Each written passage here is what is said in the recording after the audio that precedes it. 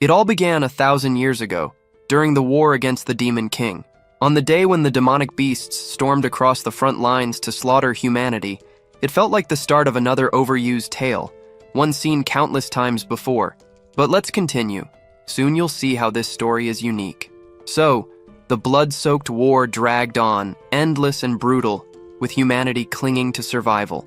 The battlefield never dried, every inch drenched in crimson, while the beasts slowly thinned out. Then, without warning, a figure appeared atop a black dragon. That was the moment the legendary mage entered the stage. With terrifying ease, he wiped the battlefield clean, crushing the horde in a single strike. The dragon's presence alone was enough to paralyze the beasts with fear, while soldiers fell to their knees in worship of the hero. But victory turned to shock. Out of nowhere, the mage collapsed, lifeless. At the exact moment, triumph was his. His death remained a mystery. Before the end, he left behind a promise. He would await the one consumed with the thirst for strength, the one who would never fall to temptation or corruption. The scene snapped to the present. Inside a subway, all eyes were locked on the screen broadcasting a UFC fight. It was the 17th title defense of the reigning world champion. The crowd around the octagon went wild, voices uniting in a roar for the challenger.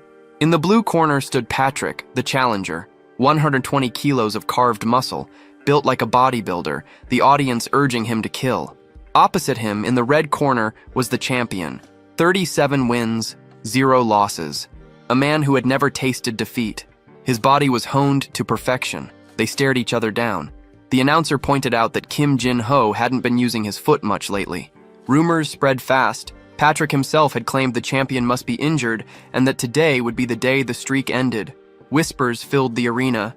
Jin-ho was 48 years old. No man could keep winning forever. The bell rang. Patrick froze. He hadn't even moved, and yet the champion's presence was crushing, suffocating. Terror radiated off the man like heat. Still, Patrick knew about the injury. He darted forward, aiming low for a takedown, ready to slam the champion to the mat. Confidence surged. This arrogant bastard had stepped into the cage injured, and now he would pay. But just as Patrick's hands brushed the leg, just as his grin spread in triumph, light tore through the air. Blood exploded across the cage, and in that instant, everything was over. Patrick was wrecked in the cage. Kim Jin-ho had held back his leg on purpose. Otherwise, the fight would have been too easy. Pure arrogance, dripping from every move. Later, in the locker room, he threw on his coat, slammed the locker shut, and got ready to leave. A buddy, half joking, tried to stop him, saying there were people waiting for interviews, fans wanting a word. Jin-ho brushed it off, telling him to let them send a message. His time was already packed, and he had better things to do. The friend insisted. Outside, rain poured and traffic was chaos. Jin-ho grinned, saying that was even better. He'd run through it and arrive quicker. The next moment, the door slammed, and by the time the friend tried to follow, talking about the 30 kilometers ahead, Jin-ho had already vanished. Now it was the reporters swarming the coach, demanding answers about how he had built such a legend. Jin-ho headed home while the coach stood there, heavy with a sadness only he could feel. His mind replayed the first time he had seen the kid fight. The debut ended with a knockout punch. The second, a brutal elbow. Most fights never even lasted 30 seconds. That kind of talent only left a hollow feeling behind. The coach was certain. No one alive would ever stand against Kim Jin-ho until the day he decided to retire. To the press, he revealed the truth. The so-called injured leg was nothing more than a way to make the fight harder. Sometime later, Jin-ho arrived at his apartment, drenched from the storm. The doorway stacked high with gifts from fans. The man wasn't just a champion, he was the world champion, and his home proved it. Inside that apartment building, he had carved out a mansion, a massive domain that screamed victory. Yet what he loved most wasn't the trophies or luxury. It was the glowing rig in the corner, the gaming PC. Jin-ho wasn't just a fighter, he was hooked on games, obsessed with one in particular, Last Savior. A title so brutally difficult that even Korean players, who lived for punishing challenges, had abandoned it. Not him. For 10 years, every single day, he had been grinding, fighting against stronger enemies and terrifying monsters. That was his second life. That was his training. Sitting at the screen, he smiled, hoping for once he wouldn't win like always. On the battlefield, his character stood ready. What thrilled him the most was the rush of facing down a monster. Once again, he was locked in battle with the Demon King, Azar. Time passed, and Jinho's face shifted. He stood toe-to-toe with the towering creature, its health bar almost drained. His eyes locked on the HP gauge, disbelief hitting him hard. At this pace, victory was his. He struck again, demanding resistance from the weakened foe. He slashed at the legs, questioning how something so obvious wasn't being avoided. The NPC flailed, struggling to fight back, but it was useless. Jinho's blonde avatar carved through it with ease, irritation growing at how predictable the patterns had become. Every single attack connected, flawless and unchallenged. A lion's aura flared, unleashing a storm of blades across the Demon King's body. When he booted up the game today, the goal had been simple: fight hard, chase victory. But now, staring at the inevitable, fear twisted inside him. He didn't want to win. He willed the Demon King to endure, to strike differently, to push back. He bent his own commands, even sabotaging inputs to avoid sealing the fight. It didn't matter. One final slash cut Azar down. System messages flared across the screen, hailing him as the first player to ever kill the Demon King. Jinho froze. His expression hardened. He was now champion in two different worlds. The mouse drifted on the desk, his anger boiling. Who was left to face him now? What opponent could exist? His mind wandered absurdly. Maybe he should charge into the storm, find a bear in the forest and wrestle it. But then, in the clouds above, a golden light cracked open, followed by a jagged bolt of lightning. He sensed something racing toward him, eyes darting upward just as the strike slammed into his apartment. The screen went black. Vertigo washed over him, his whole body buzzing with numbness. He blinked, and suddenly the rain was real, falling around him. Confusion spread. When had he even stepped outside? His gaze dropped. Strange orange pants clung to his legs. A hand gripped his shoulder. A voice barked his number, 218. A blonde girl with piercing blue eyes stood beside him, urgency blazing in her stare. The number 172 was printed across her chest. She rushed him forward, warning that wasting time meant death. Still dazed, Jinho turned and realized where he was. Ahead, dozens of inmates were running for their lives inside a prison shaped like a fortress. His eyes locked on one of the flags, an eagle stitched into the fabric. The pattern felt familiar. Before he could process it, 172 yanked him back to reality, reminding him this was their last shot at escaping. If they missed this chance, they'd rot forever inside the butcher's prison. The weight of that name hit hard. The infamous prison, feared by all, now stood before him. Even with the pieces coming together in his head, Jinho was still groggy, dragged along by 172. Around them, prisoners pulled at the gates in a desperate tug of war. His instincts screamed it had to be a dream, yet the sharpness of it all made it impossible to deny. He ran with her, thoughts swirling, trying to grasp how he ended up inside the very game he used to play. In the end, he forced himself to calm down, first escape, then figure out the mystery. Suddenly, he froze. Something didn't sit right. He pulled 172's attention toward the chaos. This was supposed to be the most secure prison of all, yet the place was falling apart too easily. She explained Clark, the director, wasn't there. He had stepped out, and that was the reason for the uprising. But Jinho didn't buy it. He grabbed her by the collar and dragged her the opposite way. She fought back, furious, but his instincts roared.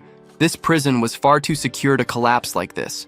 Whoever went through that gate wasn't coming back alive. While 172 struggled against him, the others finally ripped the door open. Celebrations erupted, shouts of freedom filling the air. Dozens poured through, laughing, convinced they were saved. Their joy ended instantly. Blood sprayed, limbs tore apart. Out of nowhere, Clark stood before them. Cold eyes, brutal presence. His voice echoed as he condemned them as worthless insects. With a single command, his troops swarmed in. 172's face twisted with shock, questioning his sudden appearance. Jinho didn't hesitate. This was a setup from the start. Panic exploded. The same criminals who had cheered moments ago were now sprinting back inside, screaming for their lives. The prison walls were drenched in blood, painted red by their desperation. Later, Clark ordered the survivors rounded up. A line of broken prisoners formed. Among them, only Jinho and 172 stood out. Not like the rest. While the others seemed like copies stamped from the same mold, these two were different. She stood right beside him, gagging hard, until it all burst out into her hand. Disgusting. It would have been better if she had just puked on the floor. And to make things worse, the moment she moved to vomit, she was punched for it. Jin-ho froze, stunned by how brutal they were, even toward kids. No wonder riots exploded in this place nonstop. If that happened again, he knew he'd have no choice but to throw himself into a fight. That's when Clark appeared, towering like a monster. He mocked him, calling the kid either too lucky or too cowardly for not trying to escape. Typical, he said. Mages were all cowards, pathetic excuses for rivals.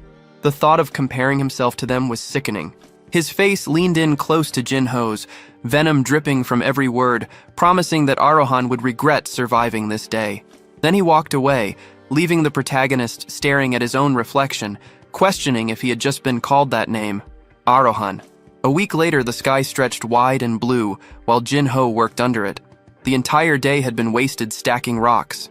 Not for any real reason, just pointless labor to keep them from sitting still. His hands were shredded and torn apart. The man, Kim Jin-ho, 218, Arohan, whatever he was supposed to be, kept lifting stones, cursing how even that drained his stamina.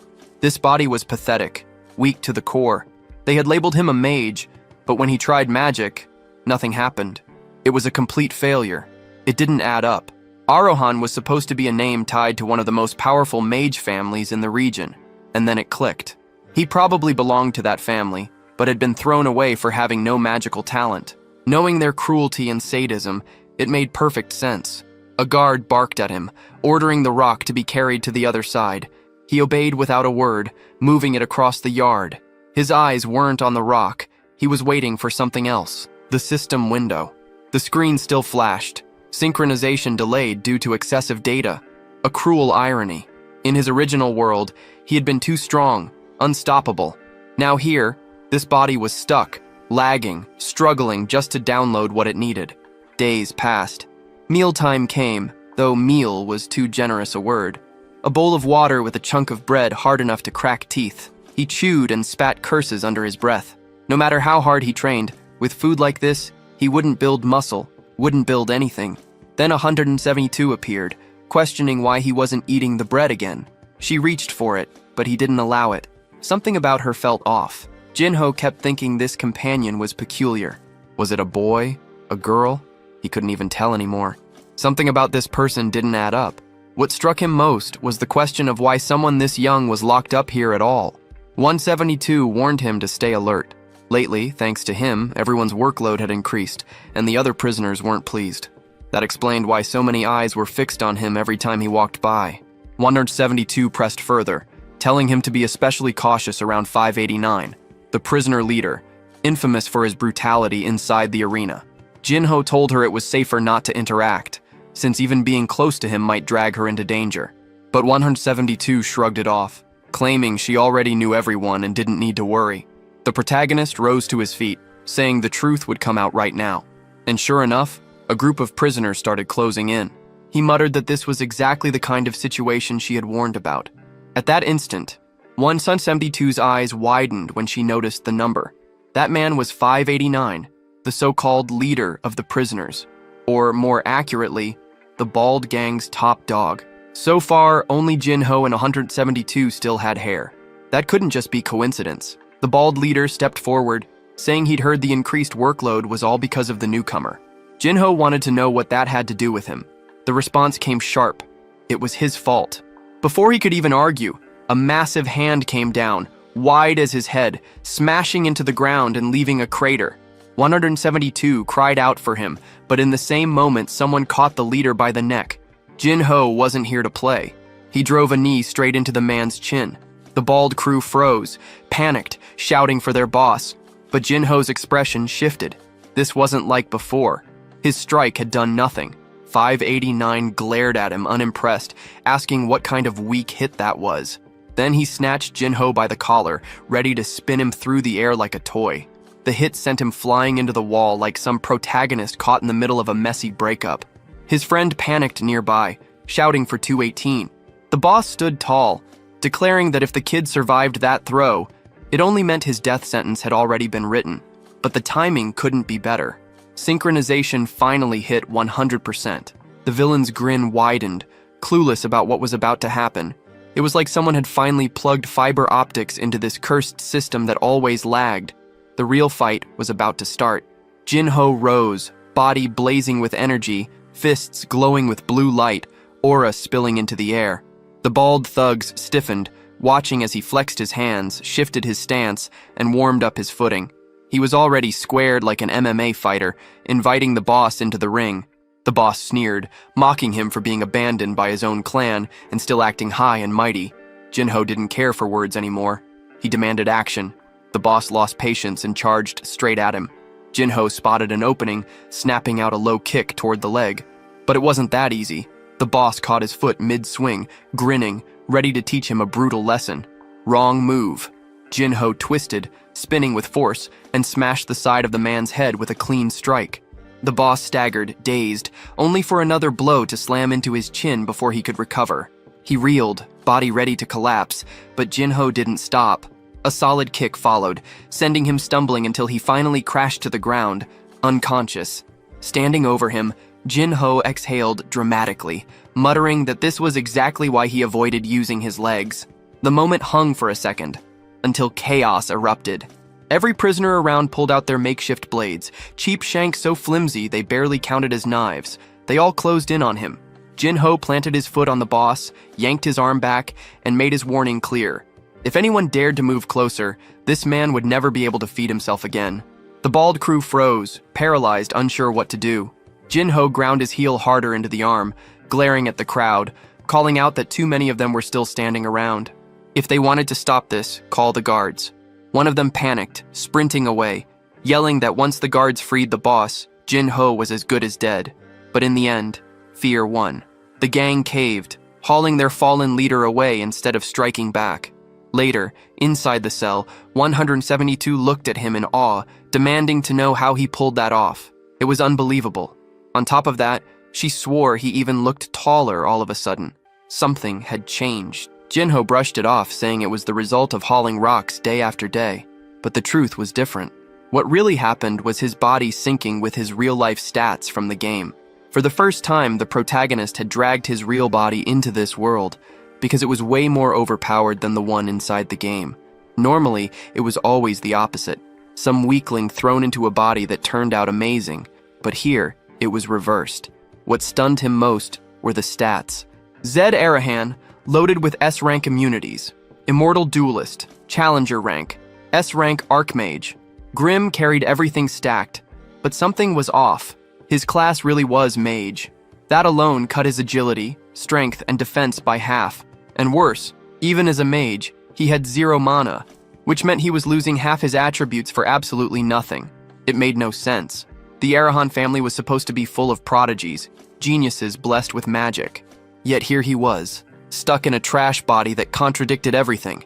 Meanwhile, 172 just stared at him, baffled, watching him mutter and laugh like a lunatic on his bed, trying to make sense of why he had reincarnated into such garbage. He forced himself to calm down, running through his options. The so-called growth penalty was cutting everything in half, but still, half was better than 0. And physical strength? That was something he knew how to build himself, even faster. The real obstacle was the food. That slop they called meals wasn't helping his body develop at all. What really drew his attention was the pile of S-rank talents sitting on his sheet.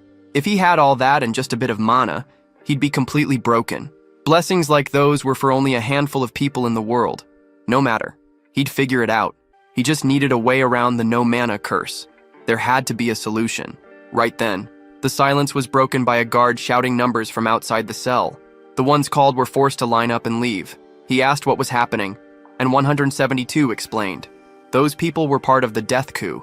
One last meal, then execution. He nodded, then asked his companion's name. To his surprise, the answer was Ryu, a friend after all. The protagonist introduced himself as Zed Arahan. Zed asked if Ryu planned on staying in prison long. Ryu answered casually that he'd be escaping soon. Zed wanted to know how. The answer was simple. The guard in front carried the key. Zed figured Ryu was planning to steal the key, but Ryu shut that idea down fast. The man guarding it might be retired, but he was still a 5-circle knight. And Clark wasn't just any knight. He was the embodiment of everything that despised mages. In the world of Last Savior, knights and mages had always hated each other, and Clark carried that hatred like a badge. Now Zed had a bigger problem.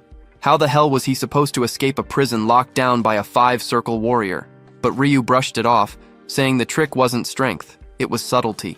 Just steal it without Clark ever noticing. For someone raised on the streets, that wasn't impossible. The issue was Clark himself. The man was too sharp, too alert, and so far no opening had ever appeared. Zed grinned. For the first time, he could actually see a path forward. The next morning, work began again. A guard announced new orders. By command of the boss, the prisoners would be hauling even more rocks than usual. Complaints broke out immediately. The inmates shouted it was impossible, that they'd all die if it kept up. The guard silenced one with a blade pressed to his throat.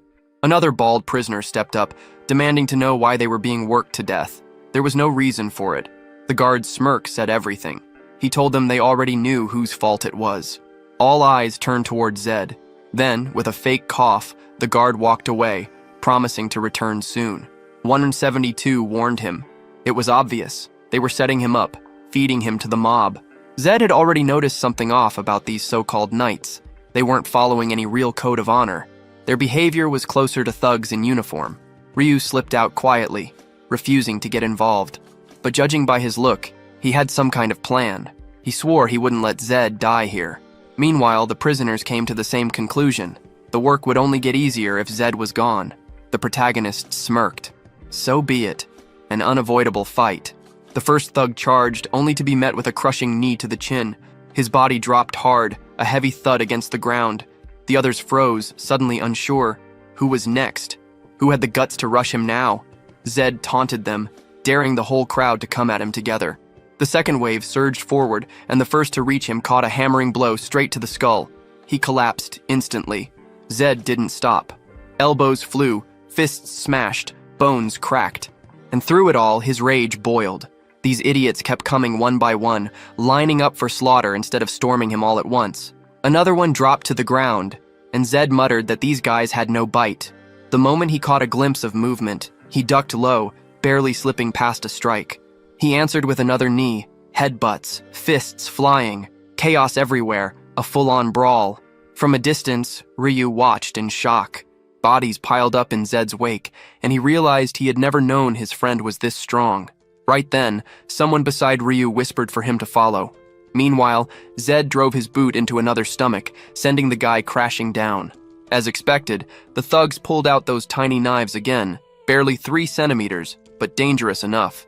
Zed smashed one straight in the face, daring the next wave to hit harder.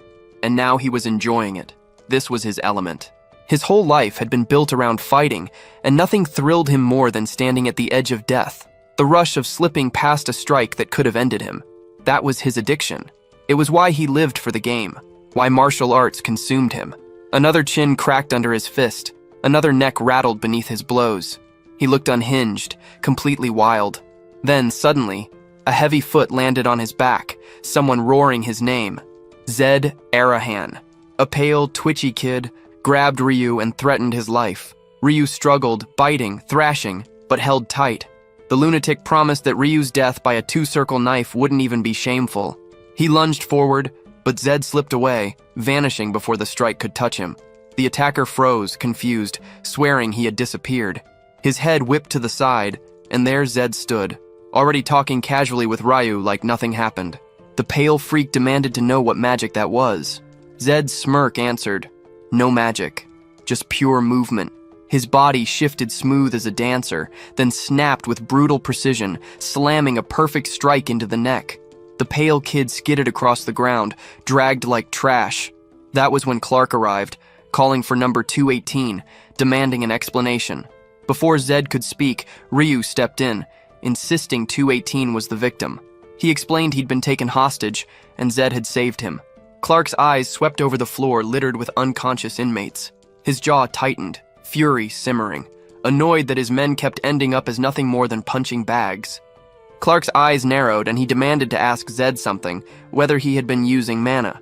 Zed, barely interested, shrugged it off with a half-hearted maybe. In response, Clark unleashed his aura. The pressure hit instantly. Prisoners collapsed, gasping for air, choking on the weight that crushed down on them. Even Ryu, who had been struggling to stay upright, dropped hard to the ground. Now it all made sense. Through it all, Zed stood steady, untouched. A translucent mana barrier surrounded him. One of his S-rank traits had triggered resistance to suppression.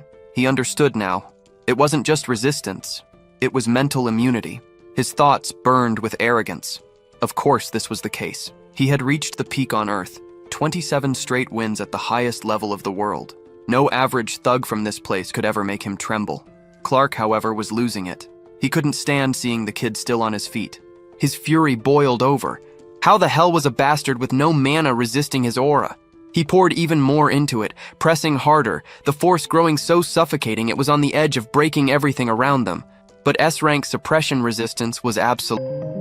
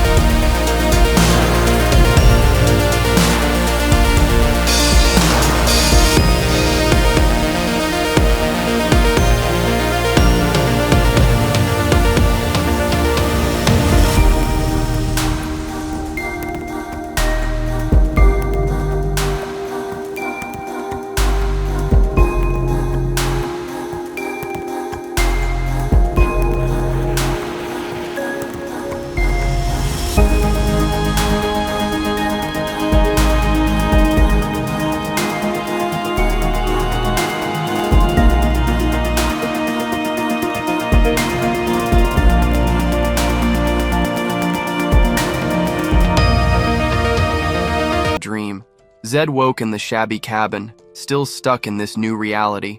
Ryu laughed, impressed that a noble like Zed could actually sleep in a place like that.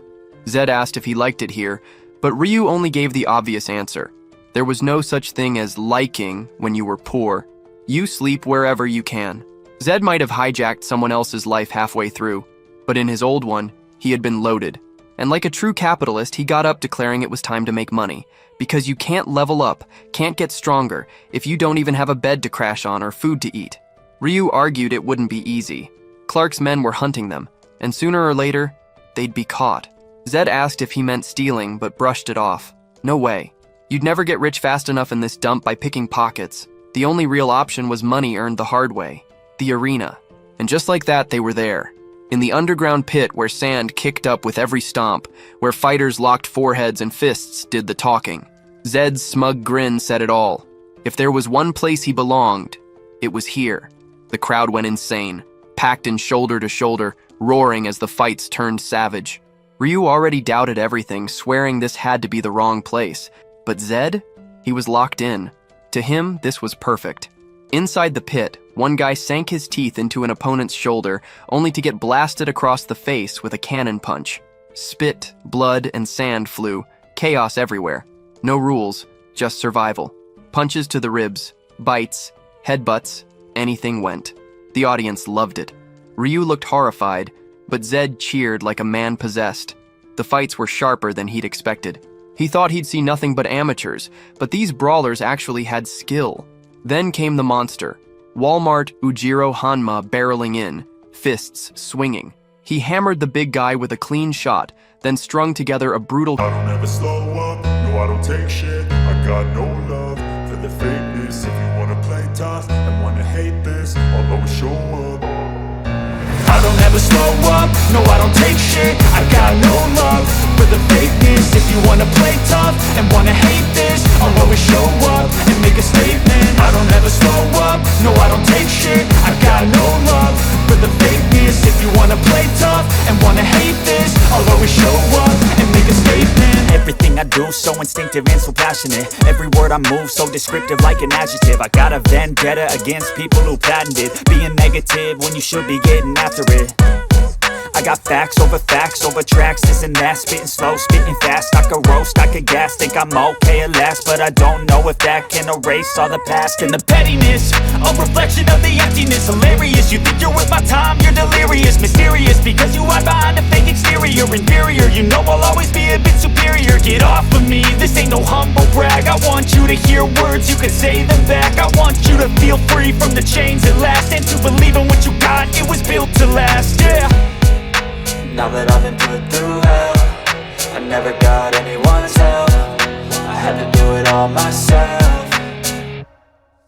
I don't ever slow up, no I don't take shit. I got no love for the fakeness. If you wanna play tough and wanna hate this, I'll always show up and make a statement. I don't ever slow up, no I don't take shit. I got no love for the fakeness. If you wanna play tough and wanna hate this, I'll always show up and make a statement. Gonna learn the consequence of being incompetent. Mental health is confidence, dreams and some honestness. I'm not here to save the day, that's for you to take away. I could play a million mind games, but instead I say something not illogical, something that is topical. Rub it on and watch it go, make yourself unstoppable. Dreams are irresponsible, but they're always possible. If you just believe, you could be so remarkable. Thoughts in my head, a collage and they spread. I'll be great one day, going off of my meds. No, I'm not giving up, no, I'm not giving in. I will make it to the top, taking off in the wind. I gotta make it, I'm saving every day to taste it. I'm patient, but my mind, it can hardly take it. I'm chasing a dream that I've had for several ages. A vacant, modern kingdom for the taking.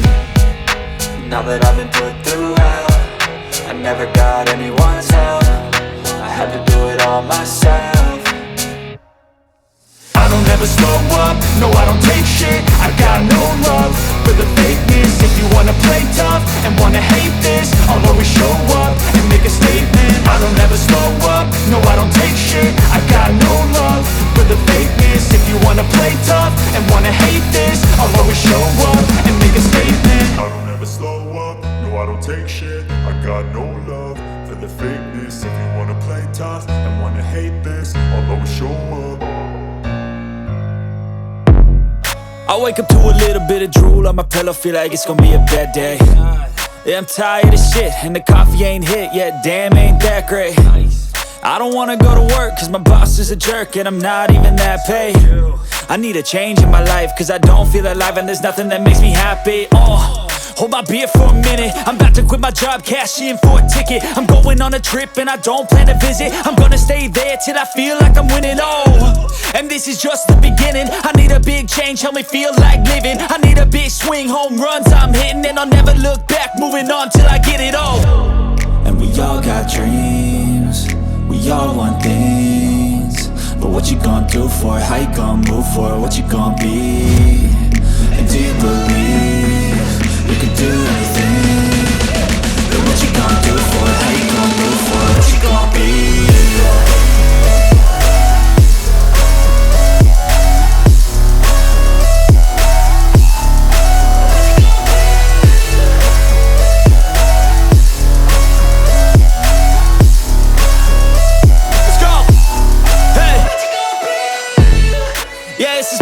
My strife, my right to fight, to die on.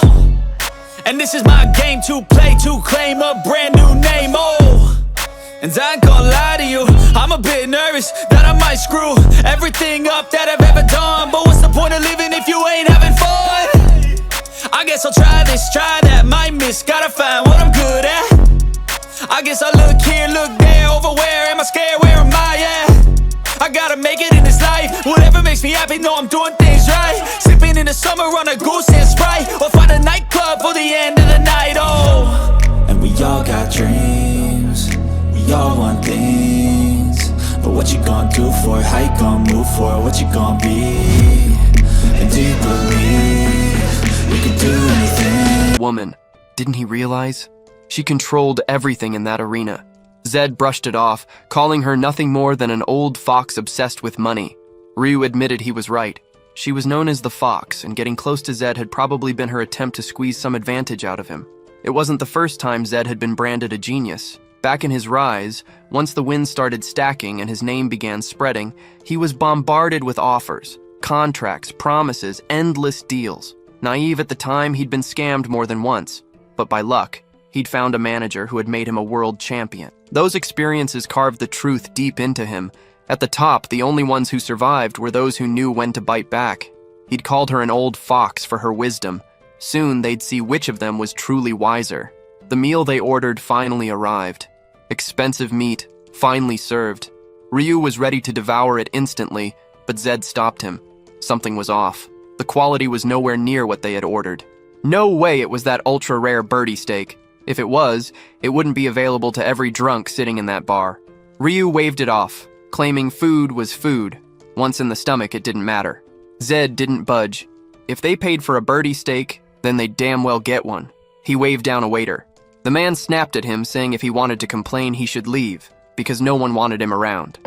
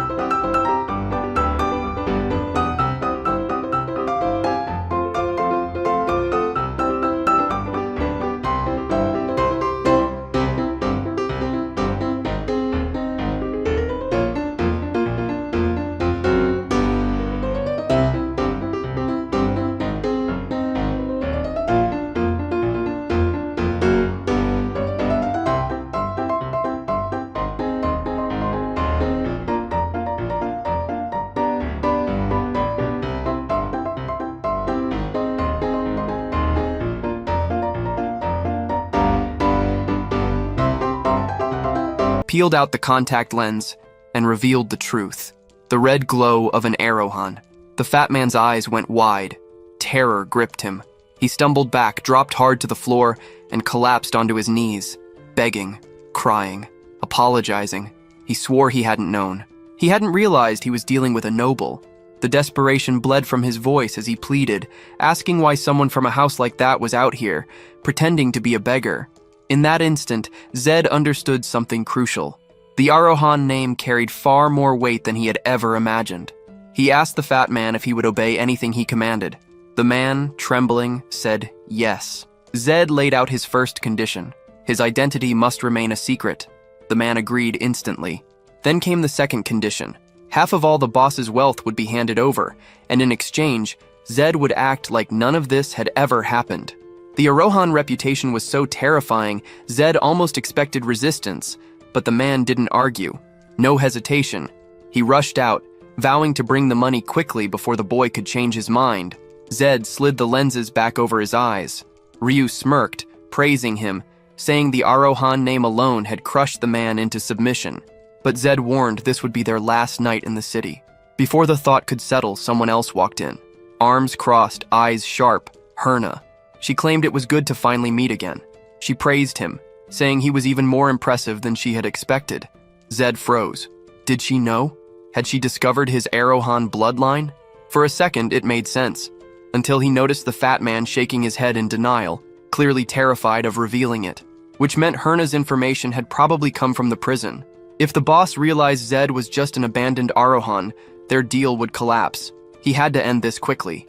He agreed to a private talk with her. Sitting across the table, he asked why she was here, why she was after him. Herna tilted her head and told him he was mistaken again.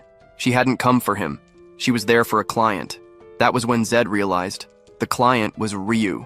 Ryu apologized, admitting what he had done. Herna said she was sorry as well, but her side of the deal hadn't been completed yet. Ryu exploded, furious, saying that wasn't what they had agreed on, that he had already paid a fortune. But Herna shut him down, saying it was impossible. The person he wanted had been gone for too long. Alive or dead, nobody knew. Zed finally pieced it together. The real situation was clear now. He told her things would be handled differently. If she wanted to negotiate, then she would be negotiating with both of them. In short, Zed agreed to help Herna, but only if she solved Ryu's problem first. Herna thanked him, saying her request was simple. All she wanted was for him to fight Walmart Ujiro again. Ryu immediately called it a trap, but Zed didn't hesitate. He accepted on the spot. Herna, with that lip filler smile, promised she'd keep her word. Later, the two walked through the streets. Ryu carried a small pouch of coins, his face dark. Zed asked why he looked like that. They'd made plenty of money. Ryu admitted he was sorry. He hadn't wanted to keep things hidden. Since Herna knew the city and everyone passing through, he thought she could be a good lead, but he should have told Zed before making the deal. Zed told him it was fine. He'd known from the start Ryu was stealing money. That stunned Ryu, but Zed added that he'd only just figured out the money was going straight to Herna. Ryu demanded to know why he hadn't said anything. Zed shrugged, because he didn't care. The help Ryu had given him was worth more than those coins. But he warned him, he wasn't the type to let things slide forever. From now on, there would be no more secrets. No matter where he came from, Ryu couldn't act like trash. He apologized, swearing he'd never do it again. Even so, he begged Zed not to take the fight. They could just grab the money and disappear. Zed asked how he expected to find his brother if they ran. Ryu's voice broke. He already knew. Herna was going to scam them again. Zed thought about it. Ryu wasn't an idiot. His choice to go to Herna meant he was desperate. He knew it was a bad deal. He knew the odds were low, but he had no other way. And Herna? She was the kind of predator who thrived on desperate kids like him, bleeding them dry, then tossing them aside. Zed admitted he'd thought about running too, but he changed his mind. Ryu begged him to quit while he could. He trusted Zed's skill now, but Herna would definitely rig the match. No doubt. Zed only smirked. That was exactly why he wanted the fight. Nothing felt better than clearing trash from his path. He was certain Herna had gone all out, stacking every cheat, every dirty trick just to make him lose, which made it perfect. Back in the prison, the hunt was still on. Clark's men hadn't stopped searching. One soldier stepped forward, reporting that every unit was ready. Clark slammed the table, roaring that this time they'd finish it. The rat who had been hiding under their noses would die today. From this day on, that damned Arohan would not leave alive. 3 days later, the arena roared. Walmart Ujiro raised his arms high, bellowing that today he'd kill the kid. Zed couldn't believe the man's confidence, especially after the beating he'd already taken. Ryu was still trying to pull him back, saying they could still escape while they had the chance, but it was too late. The two stood face to face, the fight everyone had been waiting for. The flamboyant pit fighter against the so-called street beggar. Then it happened. The stance. The crowd's faces shifted instantly, murmurs spreading. Ryu whispered that things had just turned serious. Ujiro had mirrored Zed's posture exactly. The big man thought to himself that Herna had to be running something solid behind the scenes. That was the only reason he'd agreed to fight again. Because an Arohan with no mana? Impossible. Unless the rumors of him being abandoned in prison were true.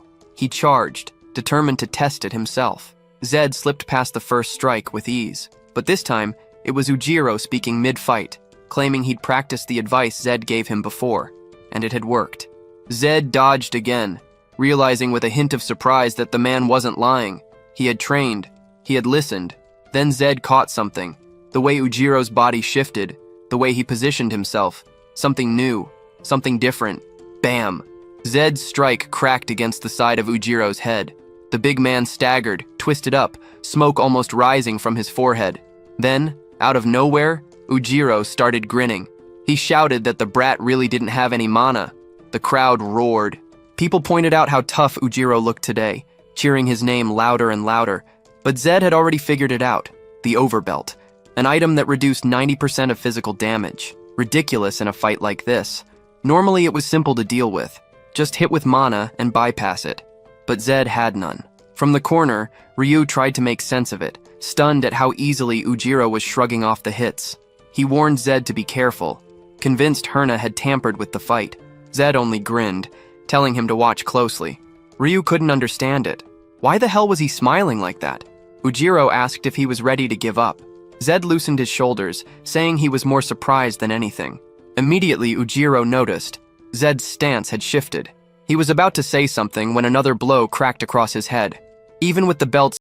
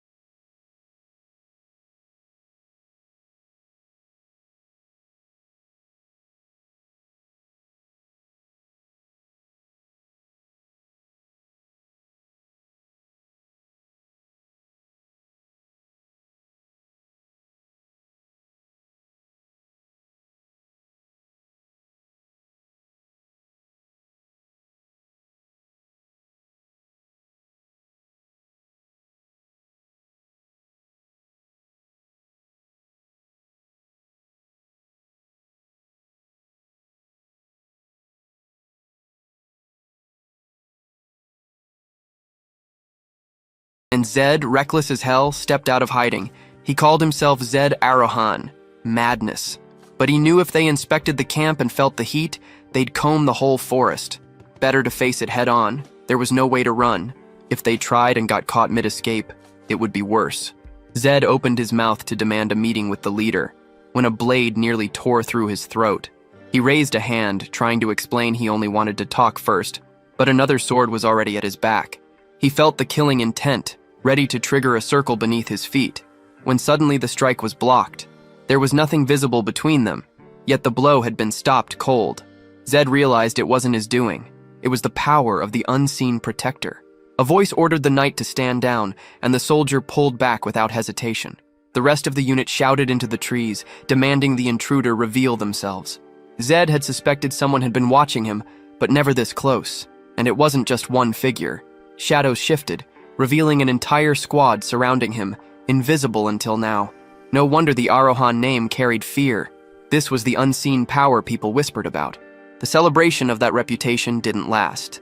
Another presence approached. The real threat was here. The Bahal successor arrived, Taurus himself, greeted with cheers from his soldiers. The Black Mirror agents recognized him instantly, whispering his name. But for Zed, the man felt more than familiar. He was the character Zed had played the longest, the one that had stayed with him until the end. Nostalgia almost pulled him away from the moment. Almost. Taurus demanded confirmation. Was this boy really Zed Arohan? Before Zed could answer, one of the Black Mirror stepped in front, silencing him. Zed narrowed his eyes, trying to piece together why they were going so far to shield him. Taurus's voice cut the air. He said at last he'd met the infamous secret organization, though he couldn't believe they dared to stand in his way. To him, this was madness. The Arohan family had crossed the line. He raised his sword high, declaring the price would be paid with their heads. Then another voice broke through, calm, sharp. That won't happen. A red circle flared beneath the Bahal soldiers, glowing hot. Zed's stomach sank. He recognized it instantly. A trap circle. This wasn't casual magic. It meant the mage had predicted every move ahead of time, and only a 7th circle mage could set a formation like that. The mage's voice rang again. Anyone who stepped out of the circle would detonate the spell. Taurus froze, blade trembling with fury. He demanded if the Arohans truly wanted a war with Bahal. The cloaked mage replied without hesitation. He'd already said it. Best to back down. Even Lord Bahal himself wouldn't want to start a war like this. Taurus ignited his blade's power again, refusing to let anyone insult the Bahal name. Zed, however, understood the truth. This was still the early stage. Taurus was only at the 6th circle, nowhere near his future strength. If a fight broke out now, every knight in the clearing would be slaughtered. But Taurus didn't care. He was already channeling Lion's Roar, a 7th circle technique, reckless and blind. Zed clenched his teeth. If the fool didn't back off, the ground would soon be littered with corpses. He told the cloaked mage to deactivate the trap circle before they all went up in flames. The hooded man shook his head. He only obeyed one master, and one of his lord's commands was absolute. Protect Zed Arohan. Nothing could override that. Zed snapped back, demanding why the man was trying to kill the Bahal successor, instead of simply protecting him. Slaughtering Taurus would only make things worse. If this assassin was truly skilled, he should be able to secure an escape without escalating it into bloodshed. Then Zed turned and shouted for Taurus to stop as well. Otherwise, he'd die here. But Taurus didn't care. He spat accusations, claiming Zed had killed innocents and prison guards. Every crime had to be answered for. Zed tried to explain it was a misunderstanding, that they could settle it with words. But Taurus was already charging, vowing the only conversation would be had when Zed was on his knees. The red circle didn't detonate. That meant the trap hadn't been triggered. But then the air itself ruptured. An explosion flared, and Ryu screamed for Zed. Taurus's sword was blocked mid-swing by a barrier thrown up by the Black Mirror squad. Even so, the impact and backlash were brutal. The shockwave ripped through the trees, and Taurus dropped to his knees, coughing blood. Zed walked forward, calm, and asked if now that he was on the ground. Taurus was finally ready to talk. But the successor collapsed outright, unconscious, nearly dead from the mana backlash. His soldiers rushed in, panicked, crying that their heir was dead. Zed waved them down, saying it was only backlash from burning too much energy. If left alone, he'd recover. Forcing it would kill him faster. The assassins hovered, already preparing to intervene, but Zed cut in. Backlash couldn't be healed by someone weaker. Only someone above Taurus's level could help, which meant only the Black Mirror could. Zed pointed straight at one of them and told him to heal the Bahal successor. The man froze, shaken. Heal a Bahal knight? The enemy? Zed's tone was cold. Taurus was an old friend. Not a lie, but definitely suspicious. The man flat out refused. He said it was impossible for the two of them to be friends. Zed reminded the mage that mages were supposed to be intelligent. Did the man really believe that killing an Arohan wouldn't ignite a full-scale war? Did he think that would accomplish anything useful? But the masked figure answered coldly that the death of the successors would actually benefit the Arohans. Zed didn't buy it for a second. He knew better. In the future, the demons would invade, and when that time came, everyone would be needed to stand a chance. His patience snapped. In one motion, he pressed his own sword to his throat. If the masked man didn't heal Taurus, he'd slit his own neck, and that meant the mission to protect him would fail. The mage stiffened, saying he couldn't act against orders. If he interfered, their lord would be furious. Zed said he didn't care. He'd carry the consequences himself. Finally, the masked man moved toward Taurus. His soldiers hesitated, blades ready, but Zed explained the only person who could heal Taurus was someone stronger than him. If they refused, the man would die on the spot. So Taurus was healed, breath returning to his chest. The loyal soldier at his side even broke down, eyes wet. And just like that, the Black Mirror squad vanished into thin air, leaving behind a single letter. Sometime later, outside the village of Inumaya, Zed stood before a tent, staring at the new card. Number 9, abandonment or survival, meaning simple enough, they were on their own. Villagers whispered, asking if the mist back in the forest, the one that had butchered so many, was also the work of the Black Mirror. Zed confirmed it was, but now their shadows had left him behind. That's when he noticed something off. He asked Ryu how he knew about the organization at all. Ryu shrugged. Everyone knew. Even kids in backwater towns grew up hearing about them. Zed scoffed. A secret organization that everyone knew about. Ridiculous. But Ryu warned him, because everyone knew. That also meant everyone was watching. They could be killed anytime, from anywhere. Zed didn't flinch. There was no need to worry, not with knights who still lived by the true code of honor. Knights valued pride and principle. Mages? Mages would cut down a friend if it meant earning coin. Both sides were extreme, too absolute. But that made them predictable. With knights, you just had to strike at their sense of honor. With mages, all you had to do was name the right price. One of the knights appeared and announced that Lord Hare wanted to see him. Later, inside a tent, Taurus sat across from Zed. He started with polite chatter about tea, but Zed barely paid attention. He wasn't interested. Taurus quickly cut to the point, asking about their situation. Zed replied that he wasn't the formal type. They were both young, so they could keep things casual. Taurus asked his age, and Zed said, "In this body, 15. Another suspicious slip. He just admitted reincarnation outright like it was nothing. Off to the side, Ryu scribbled notes, amused that the two of them were warming up to each other. Taurus eventually admitted that whether he wanted to or not, he owed Zed thanks. His life had been saved because of him. Zed knew exactly what that meant. Taurus was a knight bound by pride and honor, and after playing as him for 10 years, Zed understood him better than anyone. A man like Taurus would never harm someone who saved him. But Taurus finally pushed past the small talk. He demanded clarity about the accusations, the murders of the townsfolk and prison guards pinned on Zed. Zed didn't hesitate. He explained everything that had happened. When he finished, Taurus admitted that if Zed's story was true, then defending himself had been justified. The real question was whether it was true or not. Zed countered, if it had been a lie, he could have just let Taurus die. That would have been the easy escape. Surprisingly, Taurus accepted that logic. It was enough for him. He dropped a sack on the table, a gift, powdered manar. Zed dismissed it. If that was supposed to be an apology, it was the wrong approach. What he wanted was help finding Ryu's missing brother, Ryusei Umber. Taurus frowned, saying it didn't make sense. That kind of mission wouldn't benefit him as a mage. Zed didn't care. It was a promise he had made to his friend.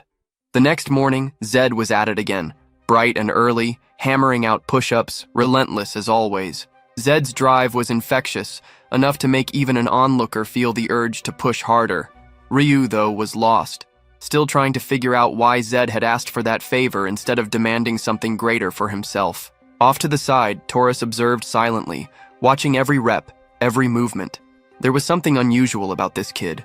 No Hafellas here, no old characters to blame, just this boy standing out. And yet, it felt strange. Taurus's gaze lingered on Zed's training. For a mage without mana, grinding through physical training was unheard of.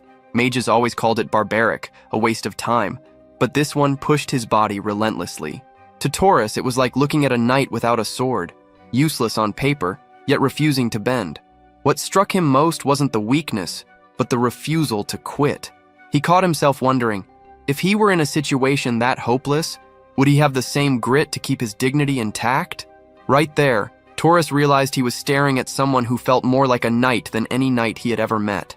He swore to himself then that he would stand beside this boy as a friend. Later, Taurus ordered a heavy steak feast, the kind of meal that would restore anyone's strength. While he treated Zed and Ryu warmly, the rest of the knights stood at a distance, watching with narrowed eyes. They didn't like it one bit. Taurus commanded them to sit, and Zed watched carefully. As expected, Taurus kept his word, a man of honor through and through. Ryu still hesitated, asking quietly if they should really eat. Zed told him straight. He didn't understand knights at all. Just eat and give thanks. They dug in, but Zed knew better. Nothing this good came without a price. A meal this expensive wasn't generosity. It was an unspoken deal. Then the tension cracked. One knight stood abruptly, saying he felt uncomfortable with the situation and was leaving. Others followed, one after another, until only 3 remained at the table. Taurus apologized, but Zed brushed it off. Better not to punish them. Nothing useful would come of that. Still, Taurus found it odd, this boy asking not to punish men who insulted him constantly. Zed explained coldly. They had grown up seeing mages as enemies. Expecting them to suddenly share a table with one was foolish. Taurus admitted that maybe it was true. Maybe he'd been wrong to even invite them in the first place. But Zed cut through that hesitation, pointing out that Taurus must have had something more important in mind. Otherwise, he wouldn't have called them there. Taurus explained his plan. They were preparing to leave soon, but he wanted to delay the march for a single day. Just one day, long enough to show the others that Zed was not some arrogant outcast, but a young man with honor. One day would be enough. Zed asked if he was fine with that. Hours later, the southern border stretched before them near the wall of Inumaya. A creature was split in half, its body collapsing as one of the knights cheered. Taurus praised their efforts and ordered them to press forward. Zed walked in the middle of it all, confused why he was even being dragged into missions like this. This unit was elite, the kind that handled threats most people never lived to talk about.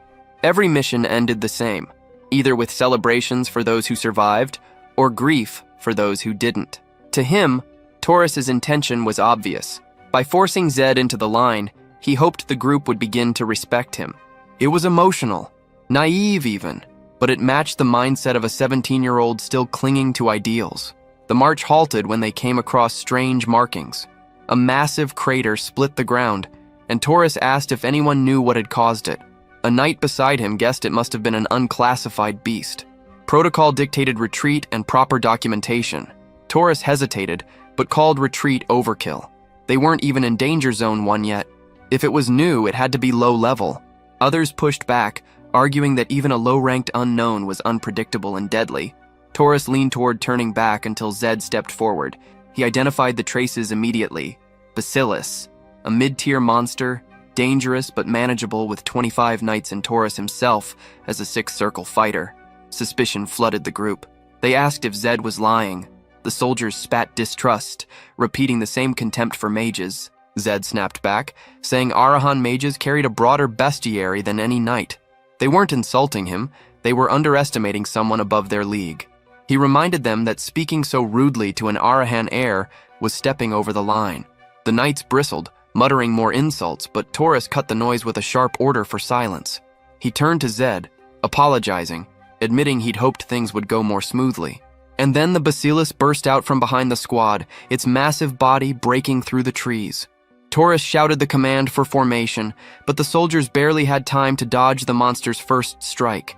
Taurus checked if Zed was holding up, but the boy snapped back that he should focus on the fight. He almost got his head taken off by another beast. That's when the truth hit them. It wasn't one bacillus, it was two. Taurus lit his aura, and in that instant he almost looked like Vlad from Stellar Swordsman, a Vlad dragged out of another world. Around him, the knights flared their aura and charged the monsters head-on. In this twisted world, it was mages who rushed close while knights launched ranged aura slashes. Explosions filled the field, but none of them left so much as a scratch on the bacillus hide. Even Taurus faltered, shocked that their power wasn't piercing through. The monster's tail rose, spikes gleaming, and Zed barked at them to get down. No one moved until Taurus roared the command again, forcing them to throw themselves flat. But one knight stood his ground, refusing to bow to a mage's warning. Artmoy cursed at him, but it was too late. The bacillus unleashed a storm of poisoned spikes. Those who obeyed survived.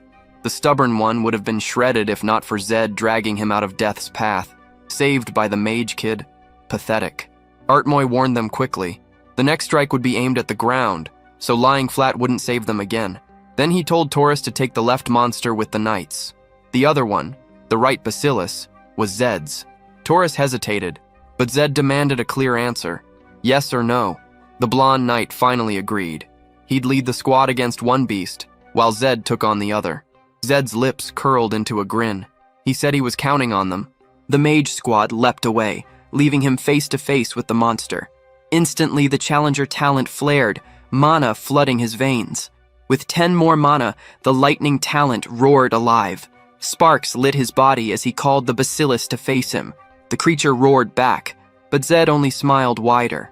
Nothing thrilled him more than dangling between life and death. Luck? No. This was exactly what he wanted. The bacillus lunged, but he vaulted from one tree trunk to another, electricity crackling through the air. He dropped down from above, already aiming for its weak point. It wasn't about piercing through, it was about crushing straight down on the skull. The strike landed.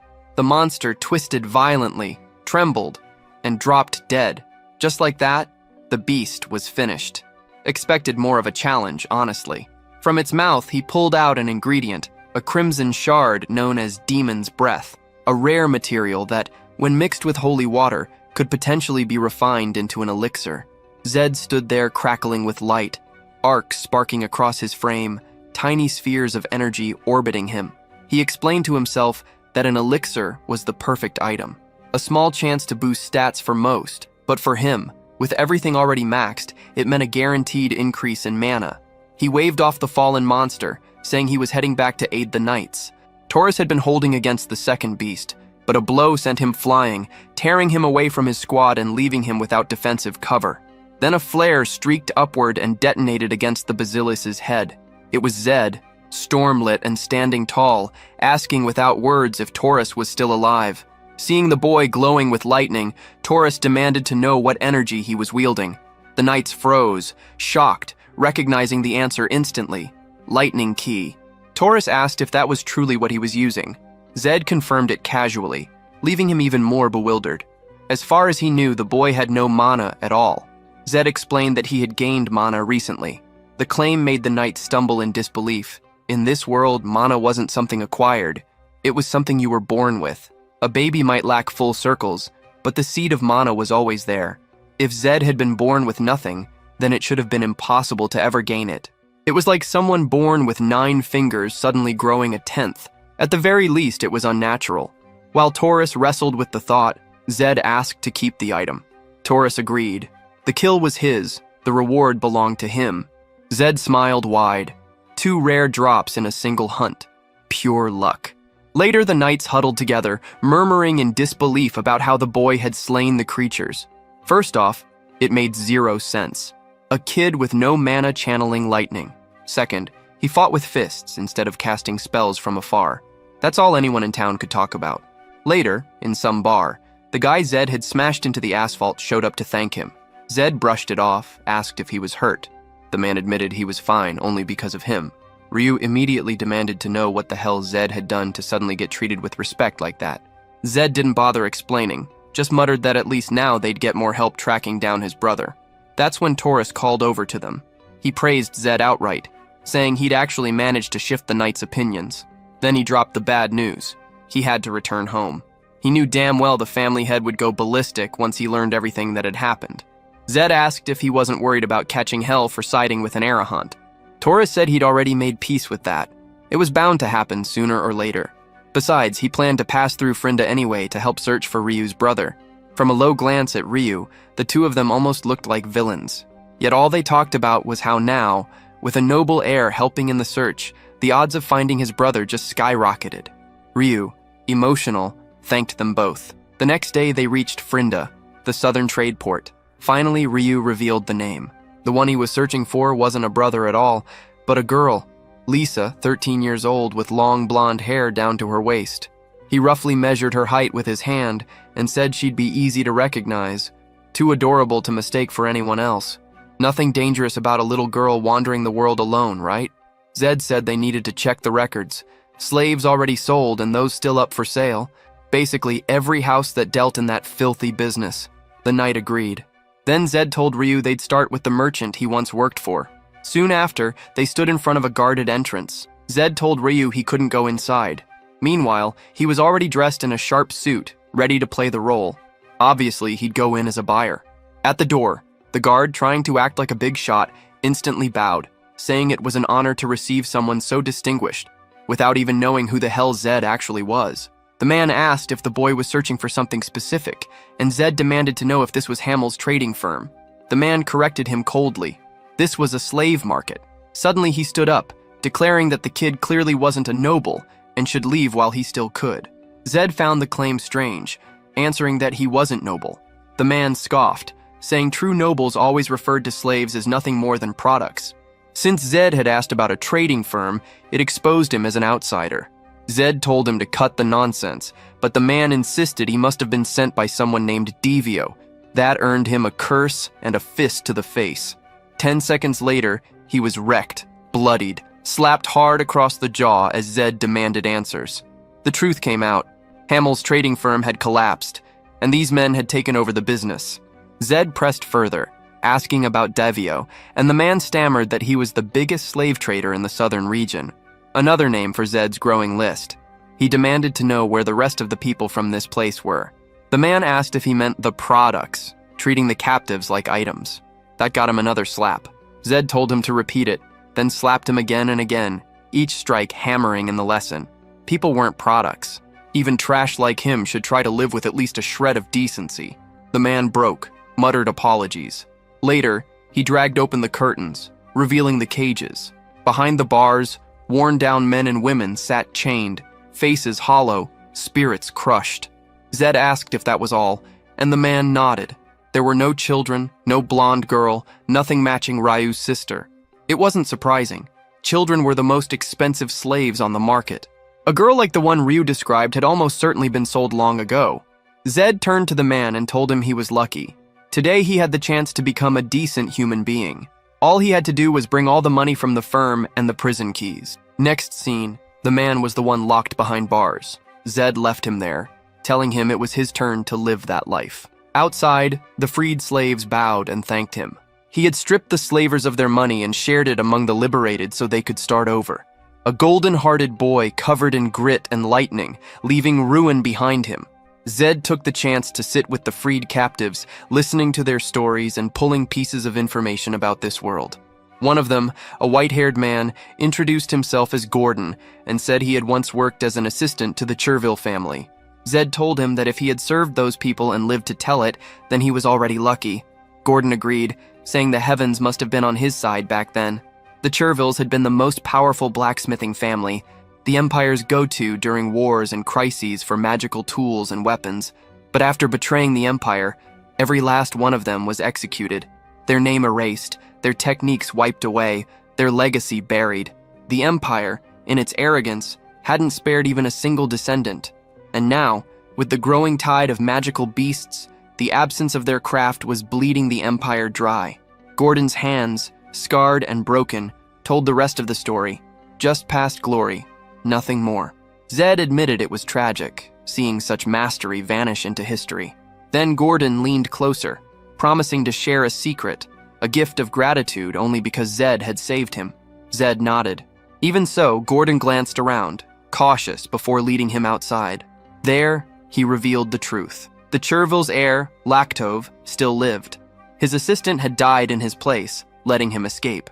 He had changed his appearance, even scarred his own face, vanishing without recognition.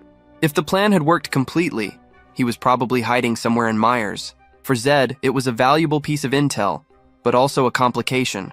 Someone hunted for treason wouldn't be easy to track down. Gordon only asked that Zed never bring harm to Lactove. Back inside, they ate. Ryu chewed half-heartedly, looking defeated. Zed pressed him, saying he couldn't lose hope just because his sister wasn't found in the first den they checked. Bigger fish were still out there. W.O., for example. The name alone made Gordon's face darken. He warned them to tread carefully. W.O. was leagues above the slavers they'd crushed. Zed, cocky, said he wasn't worried. He had a Bahal squad at his back. Gordon shook his head, insisting Zed had no idea. Devio's network stretched across the entire empire, and one rumor was louder than the rest. His most important client was none other than the Arahan family. Zed stayed silent. Underneath the disguise of his blue lens, no one in that room had any clue they were speaking directly to one. Zed already suspected the Black Mirror was buying slaves to forge into shadows for the Arahan family. The thought sat wrong with him. Why would the Arahans bother coming this far south just to buy bodies? Gordon had an answer, because the prices here were unbeatable. And if the Arahans scooped up all the prime slaves, the southern houses would be left crippled. Zed paused, then admitted it sounded exactly like something the Arahan clan would pull. The problem was clear. If the Black Mirror was protecting DeVito, any move against him without revealing his true identity could trigger open war between Bahal and Arahan.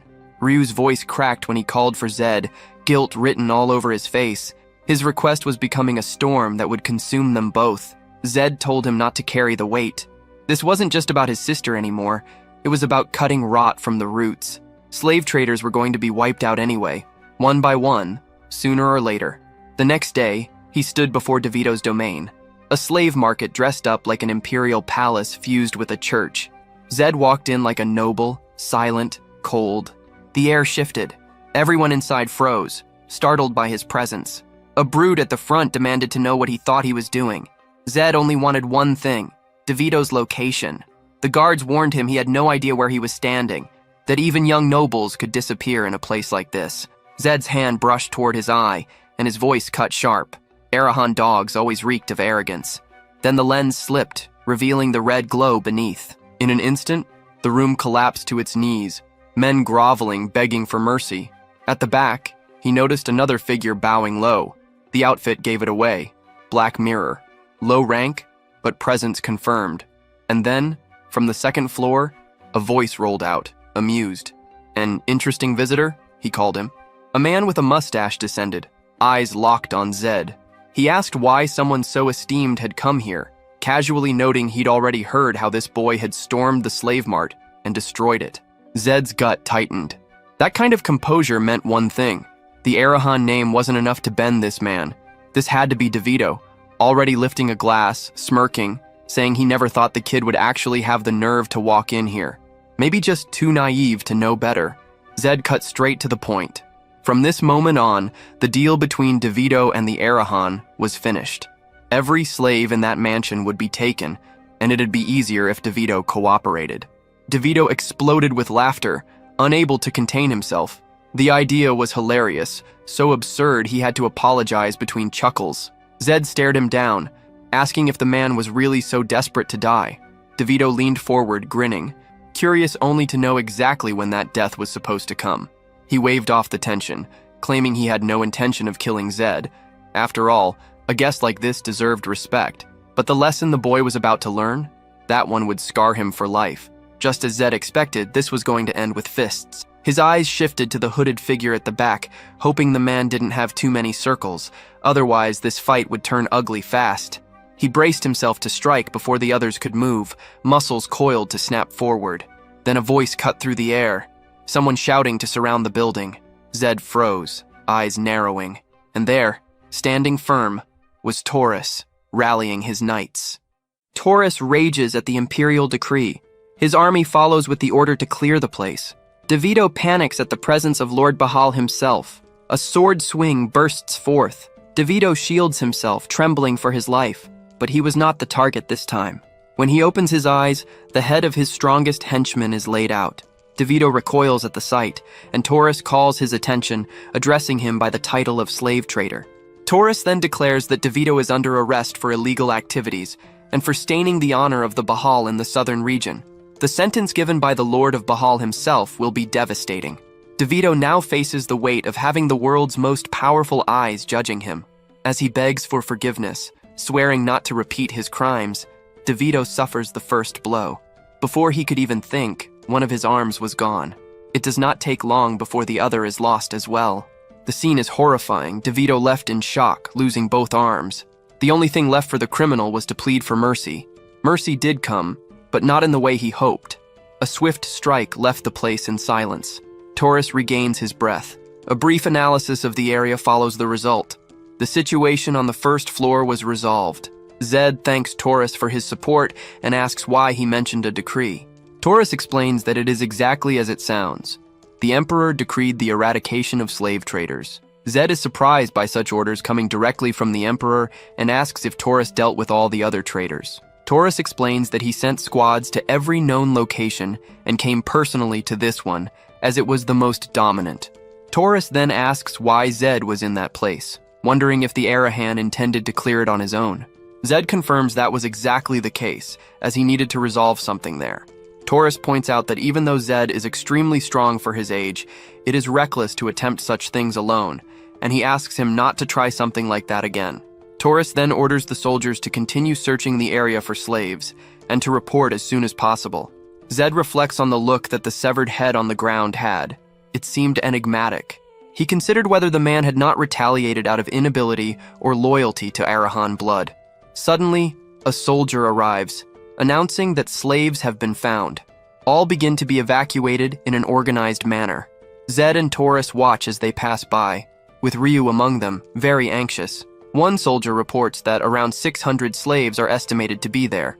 Taurus then instructs that if a blonde girl is found, she should be taken directly to Ryu.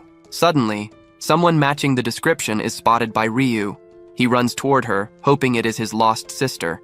As he approaches, it is an elderly woman, not his sister. Ryu grows frustrated with the situation and returns without hope. He and Zed know that girls like Ryu's sister are valuable, and there is a high chance she has already been sold. Zed then encourages Ryu, telling him not to lose hope. The soldiers continue searching, but soon one returns with the final assessment of the place. Everyone has already been evacuated. Ryu hears that and feels devastated. It meant his sister was not there. Taurus thanks for the report, Ryu laments, and Zed quietly observes. Later, everyone gathers as one of the soldiers informs them that he will lead the group to the palace. Taurus announces that the next day they will continue with the decree of eradication and keep searching for Ryu's sister. In the background, one of the horses grows agitated after being mishandled. A girl falls when the horse rears up, making Taurus rush over to check what happened. He asks if everything is fine, until he notices something strange. A blonde girl, exactly like the one they have been searching for. Zed alerts Ryu, who was lost in thought, asking him to take a look. The girl notices the commotion caused by her presence. As their eyes meet, she recognizes Ryu, who immediately recognizes his sister as well. Ryu runs to embrace the blonde, and at last the siblings are reunited. Zed laughs at the scene, pointing out that she must have gone unnoticed because of the hood covering her head. If not for the horse, they would have lost her again. Then Zed realizes Taurus is crying, touched by the moment. Taurus quickly denies it. Moments later, everyone celebrates at a tavern. A plentiful table. Everyone joyful, a loud hooray for the day's success. Lisa is astonished at the abundance of food before her. Taurus notices her shyness and tells her she can relax and enjoy the feast. Lisa thanks him, still reluctant. Taurus assures her that since he and Ryu are friends, she does not need to be so formal.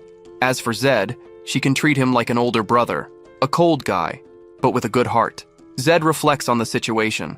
40 years old, taking care of 2 teenagers. What a cruel fate.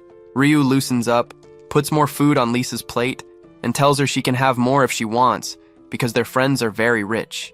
He even boasts of being the only person in the world